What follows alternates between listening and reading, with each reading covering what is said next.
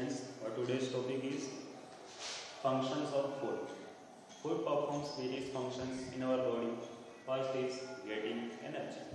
What is energy? Energy is capacity to do work. काम करने की ताकत को हम एनर्जी कहते हैं और ये एनर्जी हमें फूड से मिलती है। और फूड से एनर्जी लेने के लिए हमें जो फूड कंपोनेंट है ग्लूकोज, उसका ब्रेकडाउन करना पड़ता है, तब बनते हैं carbon dioxide, CO2 and H2O, water, और साथ में बनती है एनर्जी। इस प्रोसेस को रेस्पिरेशन कहते हैं। रेस्पिरेशन की प्रोसेस हमारी बॉडी की सेल्स में कंप्लीट होती है, सारी सेल्स में होती है, इससे एनर्जी प्रोड्यूस होती है। तो इसी तरह से एनर्जी हमें फूड से मिलती है। ये एनर्जी ATP के फॉर्म में होती है, जो अलग अलग तरह के काम करने के लिए हमें यूज में आती है। Next is growth. Meaning of growth is gradually increment in size, weight and volume. हमारी साइज में यानी कि हम लंबे चौड़े हो, धीरे धीरे जो बढ़ोतरी हो रही है हमारे वॉल्यूम में। वॉल्यूम का मतलब है place occupied in space. Air में हमने जितनी जगह घेरी है वो हमारा वॉल्यूम है। तो वॉल्यूम भी धीरे धीरे इंक्रीज होता है हमारा। और वेट का मतलब वजन भी धीरे धीरे हमारा बढ़ता है। जब एक बच्चा छोटा होता है तो उसकी साइज, वेट और वॉल्यूम तीनों ही कम है, लेकिन धीरे धीरे उसके अंदर डेवलपिंग चाइल्ड में ग्रोथ के through weight, volume and size तीनों ही बढ़ जाने वाले, धीरे धीरे बढ़ते रहते हैं। इसे हम कहते हैं ग्रोथ। और ग्रोथ कैसे होती है? बाय द फूड के माध्यम से ही ग्रोथ होती है।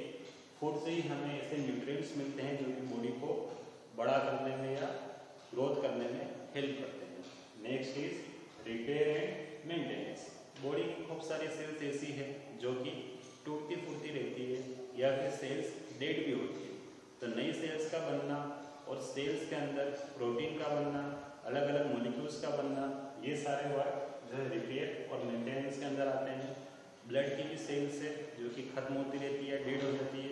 नई ब्लड सेल का बनना या ब्लड का बनना, ये भी रिपेयर और मेंटेनेंस के अंदर ही आता है। और ये सारा वर्क फूड के थ्रू ही कंप्लीट होता है। Next is fighting diseases. Disease से फाइट करना, कोई भी वायरस, बैक्टीरिया या माइक्रो ऑर्गेनिज्म जो हमारी बॉडी में जाकर डिसीज दे सकता है, हमें बीमार कर सकता है, उसे हम कहते हैं पैथोजन।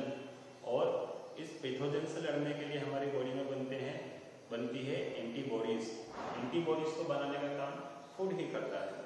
बाहर से जो ऑर्गेनिज्म हमारी बॉडी में चले जाते हैं, माइक्रो ऑर्गेनिज्म जो काफ़ी छोटे हैं, उन्हें हम कहते हैं पैथोजन्स, जो कि डिसीज देने का काम करेंगे। और इनसे बॉडी को लड़ने के लिए एंटीबॉडीज की जरूरत पड़ती है, जो कि फूड से ही बनती है। तो बॉडी की कैपेसिटी जिसके थ्रू बॉडी अपने आप को खुद ही डिसीज से फाइट करती है। बॉडी खुद ही डिसीज से फाइट कर अपने आप को डिसीज से बचाती रहती है। इसे हम इम्यूनिटी के नाम से जानते हैं। तो इम्यूनिटी की कैपेसिटी फूड से ही बनती है और फूड से ही बढ़ती है। तो फूड इस काम में भी हमारी हेल्प करता है। Next is development. डेवलपमेंट का मतलब है कि हमारी बोन्स का, मसल्स का, बॉडी का धीरे धीरे डेवलपमेंट होता है। एक छोटे बच्चे को आप देखिए, उसका जो ब्रेन है वो इतना एक्टिव, इतना शार्प नहीं है जितना कि एक बड़े इंसान का ब्रेन ज़्यादा एक्टिव होगा और ज़्यादा शार्प होगा। या फिर बॉडी की जो मसल्स है, बोन्स है, उन्हें आप देख लीजिए, छोटे बच्चे की मसल्स या बोन्स उतनी मजबूत, इतनी स्ट्रॉन्ग नहीं है जितनी कि एक बड़े व्यक्ति की हो जाए। तो इसे हम कहते हैं डेवलपमेंट। बोन्स का, मसल्स का, बॉडी के डिफरेंट पार्ट्स का वर्क करने की एफिशिएंसी को बढ़ाना।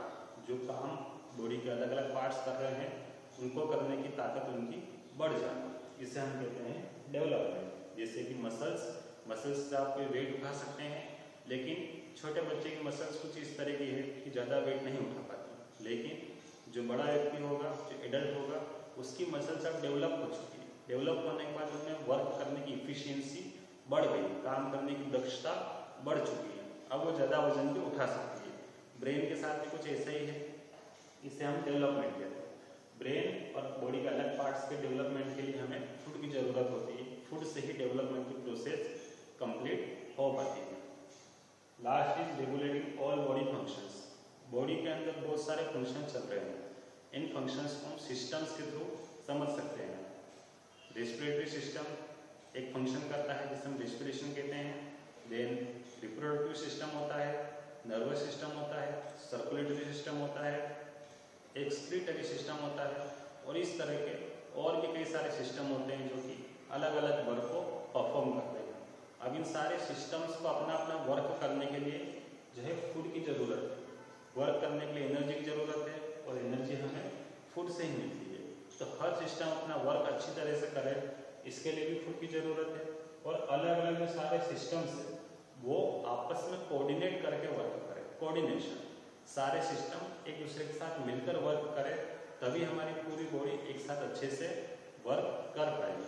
कोऑर्डिनेशन के लिए फूड के कुछ कंपोनेंट्स की ज़रूरत होती है और जो सारे बॉडी के फंक्शंस हैं उन्हें हमें रेगुलेटिंग करना भी जरूरी है।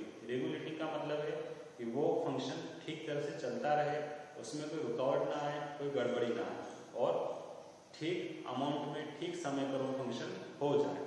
इसे कहते हैं रेगुलेटिंग ऑफ बॉडी फंक्शन। इसके लिए हमें फूड की ज़रूरत पड़ती है।